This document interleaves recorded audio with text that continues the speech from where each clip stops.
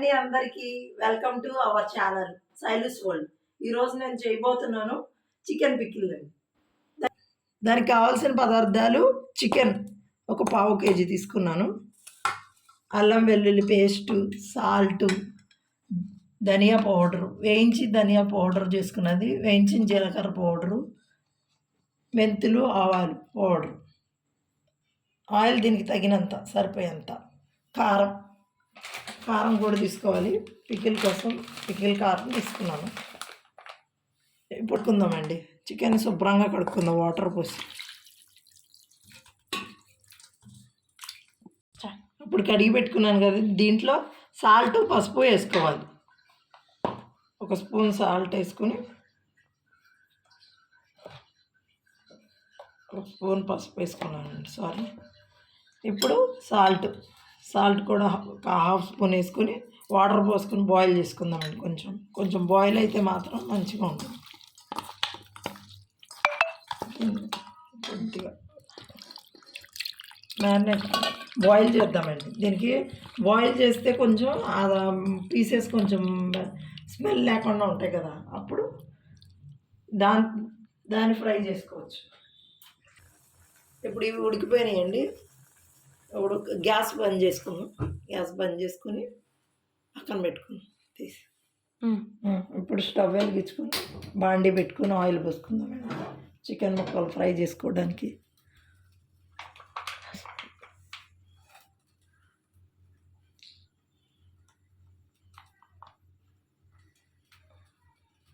Oil ఒక 150 grams వరకు పోసుకోవాలండి.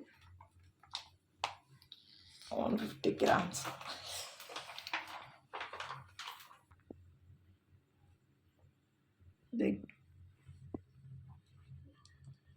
బాండి పెట్టిన ఆయిల్ కొంచెం హీట్ ఎక్కగానే చికెన్ పీసెస్ వేసేసుకోవాలి.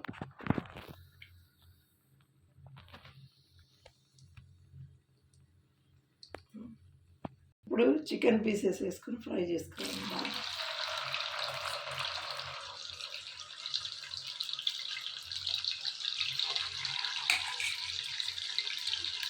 మొత్తం వేసేసుకున్నామండి, సరిపోతుంది. ఎందుకంటే 1 కేజీ కదా, ఈ ఆయిల్లో సరిపోతుంది. ఒక్కసారి వేసుకుంటే సరిపోతుంది. ఈ వాటర్ వద్దండి, వాటర్ పడేసేసాము.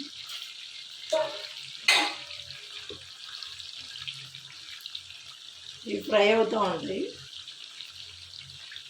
కొంచెం ఫ్లేమ్ తగ్గిద్దాము.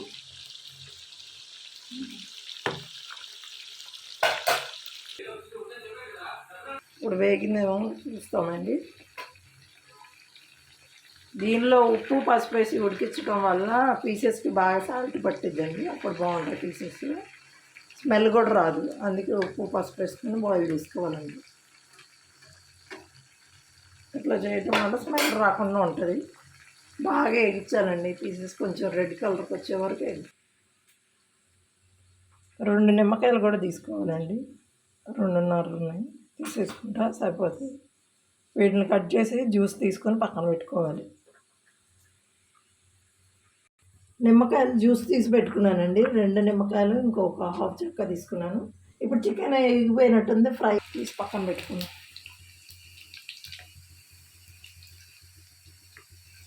గ్యాస్ బంద్ చేసి తీసుకుందామండి, బాగా ఎగిపోతున్నాం.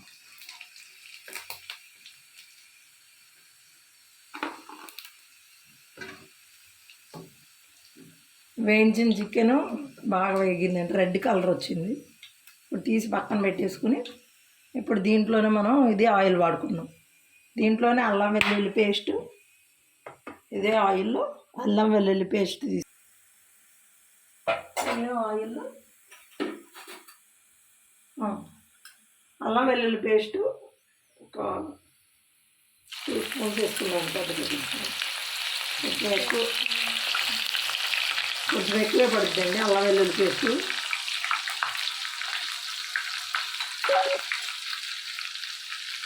ఇది కొంచెం ఫ్రై అవ్వాలి, పచ్చివాసన పోయేంత వరకు ఫ్రై చేసుకున్నాం.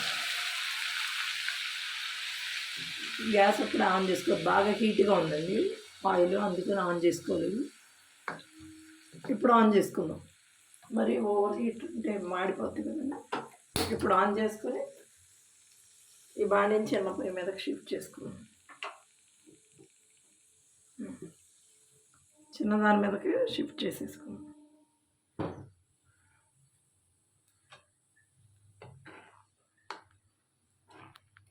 ఇది కొంచెం వేగనిద్దామండి. ఇది వేగుతూ ఉంటుంది.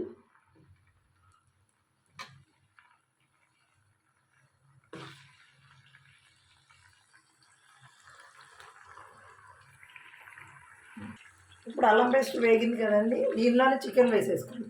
చికెన్ వేసేసుకుంటే ముక్కలకి అల్లం పేస్ట్ బాగా పడుతుంది. కొంచెం సిమ్లో పెట్టుకుని కొంచెం 2 minutes ఫ్రై చేస్తే అల్లం పేస్ట్ బాగా దీనికి పడుతుంది.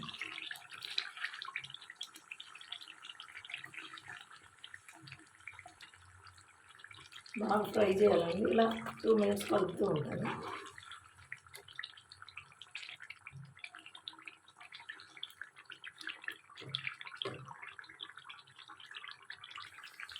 ఇప్పుడు అల్లం పేస్ట్తో బాగా వేగుతూ ఉంది కదా, ఇప్పుడే నేను వేయించిన ధనియాల పౌడరు ఒక 2 స్పూన్స్ అంతా వేసుకుంటానండి. తర్వాత వేయించిన జీరా పౌడర్ అది కూడా ఒక 2 స్పూన్స్ అంత వేసుకుంటాను. వేసి బాగా కలుపుకోవాలండి. బాగా ఒకసారి కలిపి దీంట్లోనే కొంచెం సాల్ట్ కొంచెం వేసుకున్నామండి. మరి తక్కువ అయితే వేసుకోవచ్చు, లేదంటే పీసెస్ మరీ సాల్టీగా అయిపోతాయి. దీనిలోనే కొంచెం పసుపు వేసుకుందామండి. మళ్ళీ ఒక స్పూన్ పసుపు వేసుకుందాం.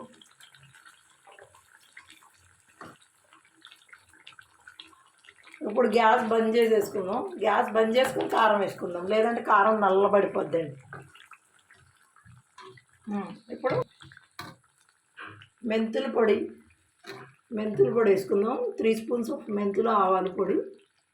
తర్వాత ఇప్పుడు ఆవాల పొడి మెంతుల పొడి వేసుకున్నాం కదండి, అవి 2 స్పూన్స్ వేసుకున్నాం. వేసుకున్న తర్వాత ఒకప్పుడు సరిపడా కారం అయితే సరిపోద్దండి. కొంచెం చూసి వేసుకోవాలండి. ఒకప్పుడు వేసుకుంటే సరిపోదు. కారం వేసి బాగా కలుపుకుందాం. బాగా కలుపుకుందాం. రెడ్ కలర్ వచ్చారు మొత్తం.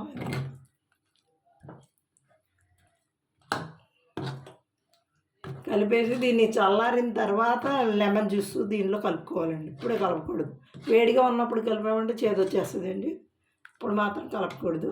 దీన్ని అందుకే కాసేపు పక్కన పెట్టుకుందాం. చల్లారే వరకు చల్లారనిద్దాం. దీన్ని కొంచెం సేపు పక్కన పెట్టి